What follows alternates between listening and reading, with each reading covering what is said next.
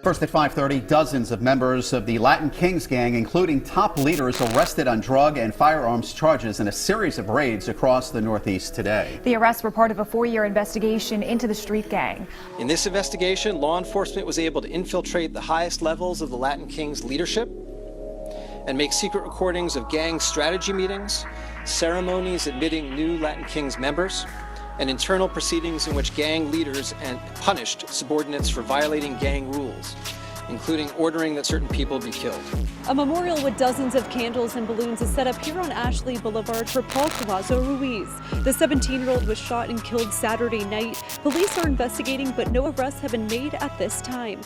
It's June 4, 2019 in Springfield, Massachusetts. A group of gangsters have convened to meet at the Mount Carmel Social Club, a mafia-operated society in the area that was once the operating hub of infamous mafia members in the past, including Bruno, the Springfield Mafia boss who was murdered by his own men in 2004. But today, it's not mafia members meeting at the club, it's senior leaders of the East Coast Latin Kings, a vast criminal network of drug dealers operating from Massachusetts all the way to South Florida. Present at the club are Juan Jose Liberato, aka King Prodigy, Francisco Lopez, aka King Cisco, Bienvenido Nunez, aka King Apache, Gregory Peguero Colon, aka Trece, Michael Marrero, aka King Clumsy, and Michael Cecchetelli, aka The Man. All are members of several Massachusetts Latin Kings gangs, and all are meeting that day to decide the fate of the son of a gang member. Cecchetelli, in particular, caught the Fed's eyes at that meeting. He was the leader of the entire East Coast Latin Kings enterprise, and a published occult magician. Cecchetelli was a mafia-connected Italian-American who had an open and proud history within the gang as a Springfield area drug dealer and kingpin. The man they were discussing that morning, referred to as Victim 25 in court documents, was a high-ranking member of the Lowell Latin Kings in Lowell, Massachusetts. His son, Victim 13, had openly insulted the gang online. Alfred Nieves, aka King Alfie, was the leader in Lowell and had been on call recently with a confidential informant telling him he planned on killing Victim 13, but the police were one step ahead of him. Police listened in on Cecchetelli that day at the Mount Carmel Social Club as he came to the decision that, due to Victim 25's status within the gang, no one could go explicitly hunting for Victim 13, but if they happened to randomly run into him, they could take care of him. Quote, "If a brother bumps into him on the street, we can't tell that brother to stand down." But Victim 13 would never get shot over the matter. Only a few months after that infamous meeting was held, police in Massachusetts would strike down on the Latin Kings and expose a hierarchy of gang killers, enforcers, and leaders who all conspired to run trap houses across the state. The Kings ranged from young crack cooks living in drug dens to an elderly school teacher who shot his own student over $10.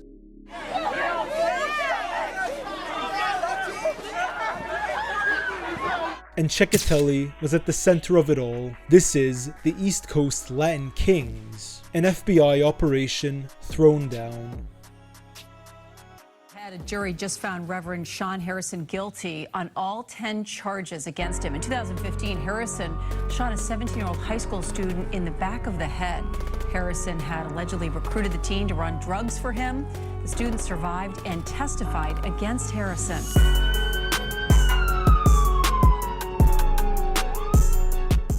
The presence of the Latin Kings in Massachusetts can be traced back a few decades. The almighty Latin Kings is one of the largest street and prison gangs in the world, made up of majority Latino members, and it all started in Humboldt Park, Chicago in the mid-1950s. Ramon Santos, aka Papo King, began the Imperials gang in Humboldt Park as a defensive group against local Italian gangs. Over the next few years, Santos's gang came together with other small Latino street gangs to eventually form the Latin Kings. King say first division Inca, Amor del Rey. Amor del Rey. Everybody's announcing their name, their king name now. Amor del Rey. Nova, Brooklyn Tiger Tribe, Amor del Rey. Amor del Rey.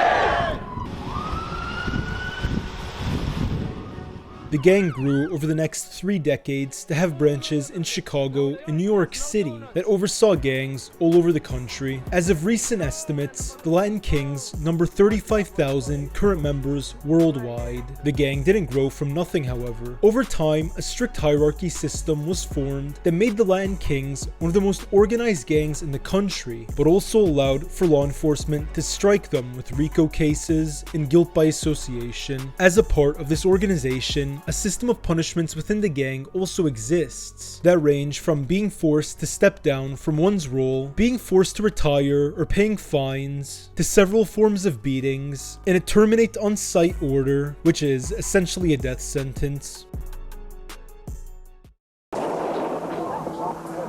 Although shootouts with rival gangs were the focus of many street gangs, they were hardly non-stop.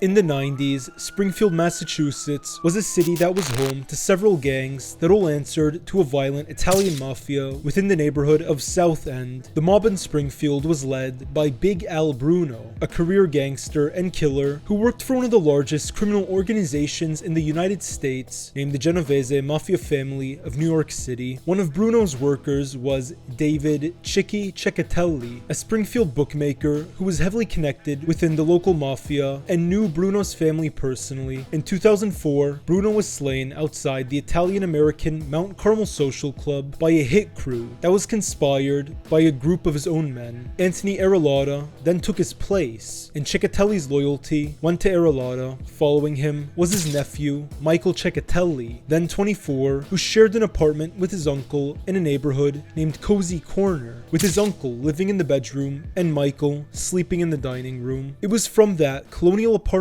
dining room that Cecchetelli ran one of the most violent drug gangs in the country. Michael Cecchetelli was arrested last week after a 5-year-long federal investigation into gang activity in the state. Cecchetelli was arraigned in Boston federal court today on federal racketeering conspiracy charges. He caught his first case in 1998 at just 18 years old when police discovered he had stolen guns in his possession. He told the arresting officers that the guns were purchased from Springfield crack dealers, and by that point it was believed that he held a high rank within the Springfield Latin Kings. Cecchetelli was open about his involvement in the gang. In 1997, he attended social justice rallies for Latin American activism. There he openly named himself as a cacique, the title of a captain within the Latin Kings, which is taken from the label used for Taino chieftains in the Bahamas in the 1400s. At the time, the young Cecchetelli went by the name Reyes, despite not being Puerto Rican, and since no one ever truly looked into his ethnic background, he stayed within the Latin Kings scene and got enough street credit by the 2000s that it didn't really matter. He told reporters at one rally that he was moving the gang away from violence and retaliation to activism and peace. Over the next few years, Cecchetelli was indicted for assault and battery with bats, knives, and other violent crimes. After Al Bruno's murder in 2004, Cecchetelli's local Latin Kings branch was approached by some of Arellata's enemies, known as the Manzi Drug Crew, and they offered them money to kill 2 of Arellata's hitmen, Mafia brothers Forios and Taigis. Instead, Cecchetelli went to his uncle David Cecchetelli, who then reported the plot to Arellata.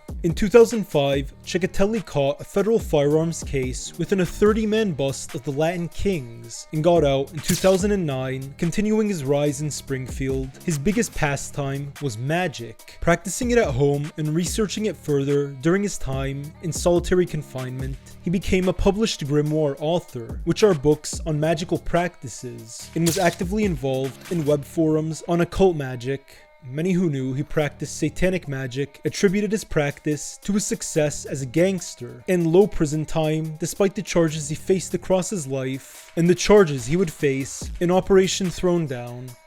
In late 2014, the FBI North Shore Gang Task Force partnered with the Massachusetts Department of Corrections to launch an undercover operation into the Massachusetts Latin Kings, as well as affiliated offshoots in Connecticut and Rhode Island. A spike in gang activity in Massachusetts' prison system and on the streets of Boston, Springfield, and New Bedford was tied directly back to the Latin Kings, who were open in their affiliation and bragged about it in music music videos and on the streets. Feds named the gang as the largest gang within the prison system, and Cecchetelli's leadership structure became a model to follow for other Latin Kings regional chapters. In New Bedford, gangsters were running a string of trap houses in the city's north end, and out of those apartments, they cooked and distributed drugs. Robert Avidabil, aka Bobby, a landlord from Duxbury, Massachusetts, worked with cacique Jorge Rodriguez, aka King Gordo, to purchase a series of homes in New Bedford and flip them for a profit to launder drug money. Avidabil had a trust corporation that he offered Rodriguez put his money into to invest it in a series of homes in New Bedford, and Rodriguez then posted on Facebook about how he bought the homes and planned to remodel and sell them again so as to publicly legitimize their scheme. Avidabil had issues at one point with property taxes and with a faulty sprinkler system in one home, but Rodriguez assured him he'd spring $20,000 for the sprinklers since $20,000 was a day's income to him. Meanwhile, when a third-party investor became nervous that they were going to lose value on one of the homes, Rodriguez threatened to shoot him in the head. Avidabil owned 3 apartment complexes totaling a value of $805,000, which he set up to be used for drug cooking, meetings, and hiding weapons. The landlord was seen gambling with Latin Kings members and got paid in cash, strippers, and cocaine in exchange for his work. When the city sent him complaints about excessive traffic at one of his trap houses, he ignored them. After a drug raid at the house, Avidabil evicted gangster Michael Cecchetelli so the city could see that he was cracking down on crime. He then rented out another apartment within the same building to Cecchetelli's girlfriend so that he could get back to work cooking crack. At the top of the East Coast Latin Kings was Cecchetelli, and under him was a crown council of 4 members: Esther Ortiz, aka Queen India, Bienvenido Nunez, aka King Apache, Hector Manuel Vega, aka King Demon, and Eric Thomas, aka King E. Under those 4 was a sextet of captains and enforcers who oversaw the street operations in Massachusetts, and under them was the rest of the gang. Sean Harrison raises an eyebrow to show how pleased he is to see family at his second arraignment this month. He shows no reaction as he was accused of drug dealing from his Roxbury Pompey Street apartment. Police found drugs, ammunition, and guns in a basement safe. The accused drug-dealing Reverend and fired English high school dean on March 3rd allegedly shot a 17-year-old student on Magazine Street. The teen victim told police he sells marijuana for Harrison, the same Reverend who for years has been preaching anti-drug and violence to children around Boston. In Boston, one violent incident came about in early 2015 when a local renowned school teacher shot one of his own students. 55-year-old gangster Sean Harrison was a senior longtime member within the Boston Latin Kings and was the dean at the English high school. Harrison got the nickname Rev within the school system due to his anti-violence advocacy and pastor-like nature with his students. But he was living a double life. Harrison was a drug dealer, using some of his students to sell marijuana for him. One of these students was 17-year-old Luis Rodriguez, who came from a dysfunctional home and saw Harrison as a counselor. On the afternoon of March 3rd, 2015, Harrison called Rodriguez to meet at a gas station to give him some marijuana, but in all reality was planning on killing the 17-year-old for withholding $10 he owed him. Rodriguez turned around during their meeting and Harrison shot him in the back of the head and proceeded to run away from the scene. Rodriguez survived, however, as the bullet went right under his right ear and hit his jawbone, barely missing an essential artery. A passing vehicle saw the scene unfold, stopped on the curb, and got Rodriguez medical attention. In the hospital, the student told the staff that he was shot by an angry customer during a deal gone wrong. On March 6, 2015, Harrison was arrested by Boston police and charged with attempted murder. Anger formed within the Boston Latin Kings, and around 2018, they began searching for a potential informant who could have tipped police off about Harrison's role in the shooting. Members Marlon Rivera, Alexis Piguero, Robert Lara, and Dante Lara began visiting Harrison in prison, where he awaited trial, and conducting an independent investigation. However, no informant was ever discovered. discovered. In June of 2018, Harrison faced the court and received 23 to 26 years in prison, despite his attorneys citing his lack of a criminal record as reason for a 9-year sentence instead. In February of 2019, Rivera was involved in a violent Boston home invasion that led to the death of the homeowner. On July 4, 2019, during a July 4 party in Mary Hannon Park in a southern suburb of Boston, Latin King brothers Nathas Jacquesin and Ian King opened fire on a 32-year-old rival, although for unknown reasons, which knocked him to the floor as Jacquesin shot him several more times. In the flurry of gunfire, Jacquesin accidentally shot his own 8-year-old daughter, injuring her, but she recovered within the day. Their victim wasn't so lucky, however, and he became paralyzed from the waist down.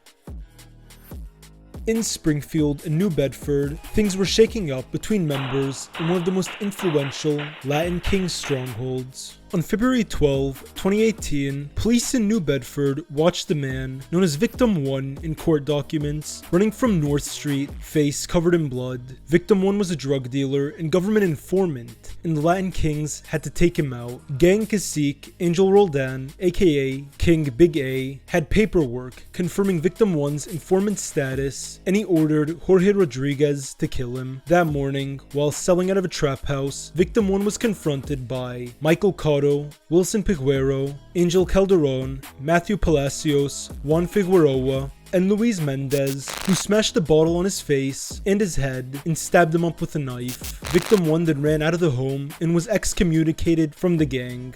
On April 22, 2018, Gregory Piguero Colon, a Latin Kings leader from Springfield, shared an email spreadsheet of members of the gang who he believed were informants and others who held a bad standing. One of these men was Victim 21, a member who'd insulted Cecchetelli and called him a rat on social media and was considered excommunicated. Action was taken on Victim 21 near the end of the year. On December 5th, 2018, Cecchetelli told a wired informant known as CW9 to beat Victim 21 at a party that night, but the beating never happened. 2 days later, Cecchetelli learned that Victim 21 was hiding in Springfield with a roommate, and his friend, who also spread the rumor, Victim 22, was frequenting bars in Waterbury, Connecticut. Cecchetelli told CW9 that he was gonna go old school and shoot up the bar with everyone in it.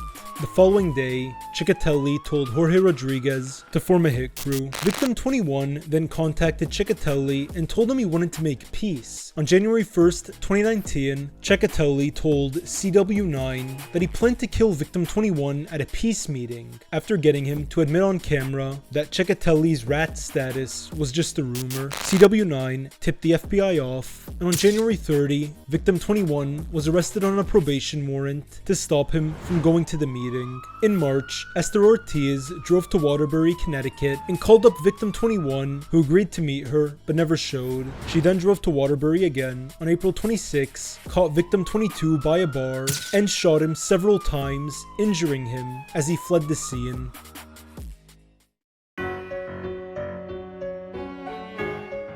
In February of 2019, another issue arose regarding Angel Roldan. Roldan had offended a number of high-ranking members within the Latin Kings, stealing marijuana from several members, including Jorge Rodriguez, and taking money from the gang's fund to use for himself. While on a drive to Springfield, Angel Calderon openly told a wired informant, CW3, that he would kill Roldan on sight no matter who was watching. On March 23, 2019, a trial was held with Ortiz convening a grand council, with other big members listening to testimonies from CW3, Calderon, and Rodriguez. Roldan was found guilty and ordered to pay up and his rank removed. He made the ultimate mistake of ignoring the gang's ruling. At the end of July 2019, Cacique Juan Jose Liberato commanded Jorge Rodriguez to murder Roldan at his home in Lowell, Massachusetts. Rodriguez then went down on chain of command and paid Calderon and Alexis Velasquez, aka King Boo Boo, to do the job, despite Calderon, at the time, wearing an ankle monitor for his parole. On the 31st, a meeting was held in Springfield where Roldan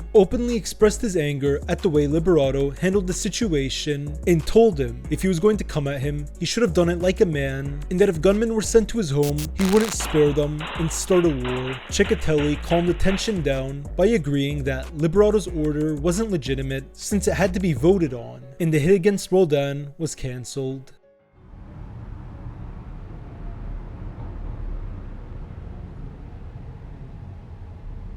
On June 4, 2019, in Springfield, Massachusetts, a group of gangsters, Juan Jose Liberato, Francisco Lopez, Bienvenido Nunez, Gregory Piguero Colon, Michael Marrero, and Michael Cecchetelli met together at the Mount Carmel Social Club to decide the fate of Victim 13. Victim 13 was the son of Victim 25, a high-ranking member of the Lowell, Massachusetts Latin Kings, and Victim 13 had openly insulted the gang online. Alfred Nieves, the leader of the Lowell chapter, had been on call recently with a confidential informant while he was out actively hunting for Victim 13, saying that he was going to kill him on sight. Police listened in on Cecchetelli that day at the Mount Carmel Social Club as he came to the decision that, due to Victim 25's status within the gang, no action could be explicitly taken against his son, but if he was run into in the street, any gangster was allowed to kill him. Quote, "If a brother bumps into him on the street, we can't tell that brother to stand down."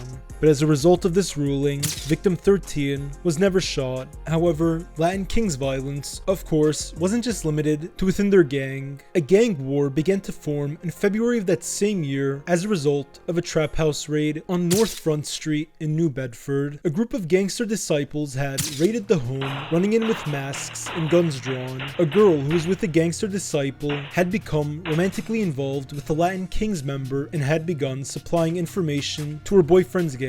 Raekwon Paris, aka King Debo, Tyson Jorge, aka King Music, and two others were near or at the home when the shooting started. Paris got a gun, ran up to the trap house, and began firing inside before his gun jammed. In the fallout of the shooting, while on a phone call with CW9, Jose Vasquez, aka King Fearless, declared war with the disciples. Later that same month, several beatings took place against disciples, which were all filmed and posted online. In one video, Vasquez and several others hopped out of a car and attacked a potential gangster disciple who pleaded, saying he wasn't with their rivals as the group beat him severely. In another video, a group of 3 Latin Kings attacked another disciple in a similar fashion and put a Snapchat banner saying Big GDK on the video, meaning gangster disciple killers. On the afternoon of May 28, 2019, a group of disciples and Latin Kings got together in a New Bedford backyard to fight over a threat made on social media. Orlando Santiago Torres, Shelton Johnson, Nathaniel Velasquez, Roberto Vargas, and Luis Santiago drove up in Jorge Rodriguez's white pickup truck with Santiago Torres holding a semi-automatic. What started as a fist fight quickly went south when Santiago Torres gave the gun to Santiago, who began shooting at their rivals while everyone fled the backyard. Also at the shooting was CW9, who reported it to the FBI. A memorial with dozens of candles and balloons is set up here on Ashley Boulevard for Paul Colazo Ruiz.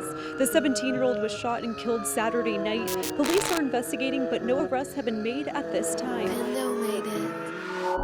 Several shootings plagued New Bedford over the next few months. On July 20, 2019, a group of 8 gangsters got into a fight on Purchase Street, and a Latin King wearing a unique pair of jeans opened fire at the disciples who fled the area. An hour after the shooting, CW9 recorded a conversation with Orlando Santiago Torres and Jose Vasquez, and in this recording, Santiago Torres could be seen wearing the same outfit as the gunman during the shooting. On September 30, a gangster disciple known as Victim 6 posted insults online directed at Latin Kings members and then leaked his location to anyone who wanted to fight him over it. A troop consisting of Latin Kings Talia Barboza, Josu Carrasquillo, and another Latin King drove to the home in Barboza's rental car, while a second car driven by Roberto Vargas and 2 others came as well. The group of 6 then approached Victim 6 and tried to steal his phone. He began to run as Vargas shot him in the back, took his phone, and the 6 left. On the night of October 19, 2019, gangster disciples Kevin Edwards Jr. and Mauricio Pineda encountered 17-year-old Latin King Paul Collazo Ruiz walking with a friend in Northside, New Bedford. Edwards opened fire on the two, Ruiz's friend taking several bullets and getting paralyzed, while Ruiz himself died there on the street just 200 meters from a Latin King trap house. 3 days after the shooting, Juan Figueroa released a song labeled Drill Season, filmed on the street where Ruiz was shot, and in the song, he threatened their rivals and made a tribute to the fallen gangster. On November 12, 2018, Orlando Santiago Torres, Emmanuel Lopez Velez, and two others entered a convenience store and bought some items. As they left, they spotted a rival disciple in a car in the parking lot and began attacking his car. His passenger leapt out and ran off, leaving the passenger side door open as the four Latin Kings dragged gangster disciple J.O. from the driver's side and viciously beat him on the pavement. One day after the beating, Santiago Torres released a music video on YouTube named Wartime, filmed at the site of Collazo Ruiz's murder, with several tributes to him throughout the video. In the video, he brags of his willingness to pull a trigger, referenced a September 28, 2019 shooting, and directly referenced J.O., calling him a bitch. The gang war between the two was kicking up speed, and there was a shooting or a beating practically every week.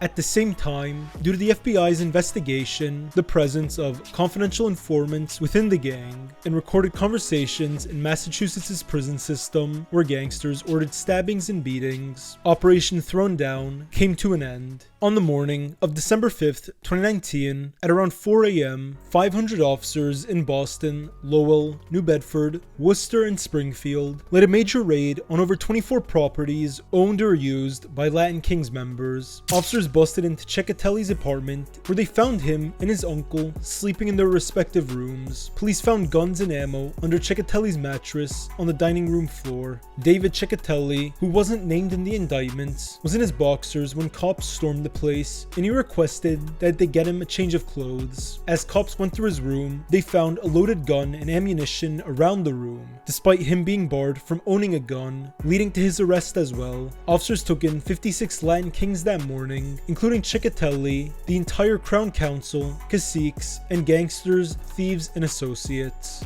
The Latin Queens, Queen India, Talia Barboza, Teneri Ruiz, Ines Lugo, and Sandra Correa were also named in the raids, with Lugo being involved in ordering a vicious beating over insulting Instagram posts, and Correa being involved in a prison stabbing. Also arrested was Robert Davidabil, and his 3 New Bedford trap houses were seized by the government, and he was forced to pay restitution of $230,000, $38,000, 16 vehicles, several sawed-off shotguns, and a silenced MP5 were also seized, as well as thousands in crack and fentanyl. And 2 missing teenagers from Falls River were also located, although no further information was released on their situation. By the end of the raids that day, the entirety of the Massachusetts Latin Kings organization was busted up. And while a few members were released from federal custody, the majority of them stood trial and were denied bail. Dubbed Operation Thrown Down, the 4-year investigation was unsealed Thursday in a federal indictment charging members of the almighty Latin King and Queen Nation. In this investigation, law enforcement was able to infiltrate the highest levels of the Latin Kings leadership and make secret recordings of gang strategy meetings, ceremonies admitting new Latin Kings members, and internal proceedings in which gang leaders and punished subordinates for violating gang rules, including ordering that certain people be killed. Early Thursday morning, the FBI and New York police were seen searching homes in New Bedford. We have seized 3 buildings in New Bedford that the Latin Kings were using as trap houses to store and sell illegal narcotics, stash firearms, and shoot music videos boasting about their love of violence. Cecchetelli pleaded guilty in April of 2021, facing up to 20 years in prison. He was the 43rd defendant in the trial to plead guilty, and in August of 2022, he only got 4 years behind bars. The leader of the gang's Boston Ring, a gangster named Wilson Piguero, got 30 months in prison in 2020, while Sean Harrison had an additional 18 years added to his sentence for racketeering. The gang leader out of New Bedford, Jorge Rodriguez, got 18 years in prison plus 3 years of supervised release, and the trial ended on July 27, 2023, when Josu Carrasquillo, the 60th defendant, received time served and was released on a supervised release order.